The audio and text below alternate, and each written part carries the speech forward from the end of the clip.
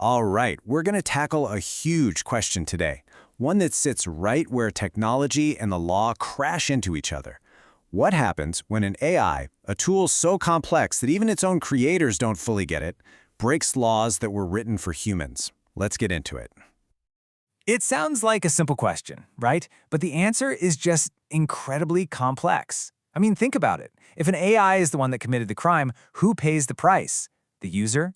The programmer? The company that owns it? Or, and this is the really tricky part, what if it's nobody? Okay, picture this. A big financial firm unleashes a powerful new AI. Its one and only goal, make as much money as possible. So the AI learns, it adapts, and bam, it figures out this absolutely brilliant strategy. The only catch? The strategy is illegal market manipulation. So when the regulators come calling, the creators can only throw up their hands. They have no earthly idea how their own creation did what it did. And this isn't some sci-fi movie plot. This is a very real legal crisis that we are staring down the barrel of right now. To really understand why this is such a tough nut to crack, we've got to get to the heart of what makes modern AI so incredibly powerful and, frankly, so mysterious. We need to talk about the black box. So what is the black box problem? Well, to put it simply, it's this. With a lot of these advanced AI systems, we can see the information we feed into it, and we can see the decision that pops out the other side. But the whole process in the middle, it's completely opaque. It's a mystery, even to the very people who built the thing. And that's not me being dramatic. As one researcher put it, trying to map out how a complex AI makes a decision is a lot like trying to map out a single thought as it moves through a human brain. We made it, but we don't really know how it thinks. So what's actually going on inside this box?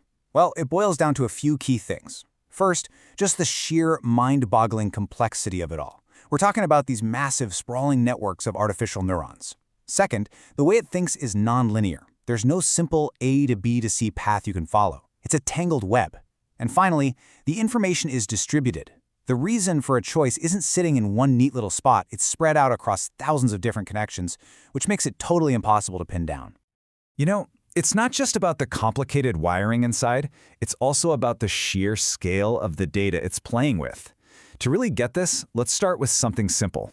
If you ask an AI to sort data using just two variables, let's say height and weight, its logic is pretty easy for us to see. It just draws a line on a simple chart. We can look at that and go, okay, I get it. But what happens when you go from just two variables to 1,000 or 1,000,000? We're not just talking about height and weight anymore. We're talking about every single data point you can possibly imagine. And here's the absolute kicker. Our brains are built to see the world in 3 dimensions. We can't even begin to visualize what a space with 1,000 dimensions looks like. But the AI can.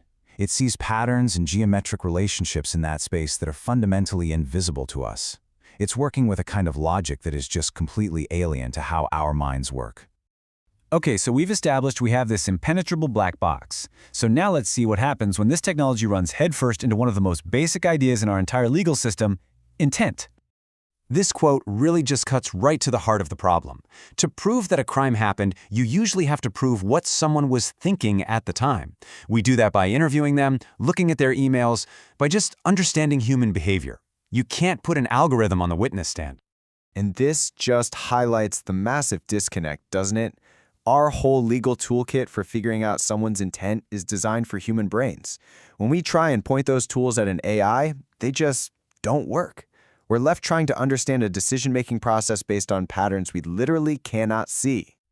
Let's go back to our stock trading AI. The creator's goal was perfectly legal, maximize profit. But the AI's method to achieve that goal was illegal, market manipulation. So because of that black box, it becomes almost impossible to prove that the creator intended for the AI to break the law. You just can't connect the dots between their innocent goal and the machine's illegal strategy. But the problem actually goes even deeper than intent. The black box also completely shatters another pillar of our legal system, causation. This is the simple idea that an action has to lead to a predictable result. You see, in law, for you to be held responsible for some kind of harm, that harm generally has to be a foreseeable consequence of what you did. If you leave a banana peel on the floor, it's pretty foreseeable that someone might slip on it. That concept is the absolute bedrock of how we handle things like negligence. And that leads us to the killer question. The whole point of the black box problem is that an AI's actions can be unpredictable. They can be totally novel, even to its own designers.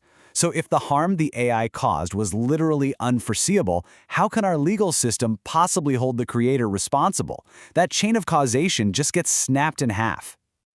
So if our most fundamental legal ideas of intent and causation just fall apart here, where do we go? How on earth do we assign responsibility for what these powerful, unknowable machines do? Well, two ideas usually pop up right away. First, why not just pass laws that force AI to be transparent? Well, like we've seen, that might be technically impossible without basically lobotomizing the AI, and it would crush innovation. The other idea is something called strict liability. Just make the creator responsible for everything, no matter what. But that feels pretty unfair when the harm was truly unforeseeable, and it would probably mean only huge companies could ever afford to build AI. But there is a more subtle solution being talked about. It involves moving away from this all-or-nothing approach. So instead of a simple guilty or not guilty, we could use a sliding scale of liability. So what would this sliding scale actually look like in a real courtroom? It would mean asking a whole new set of questions. How much freedom did this AI have? Did the developers build in any guardrails to limit its behavior? How closely was anyone actually watching what it was doing? The answers would help a judge figure out where to place the blame. The basic idea is pretty simple.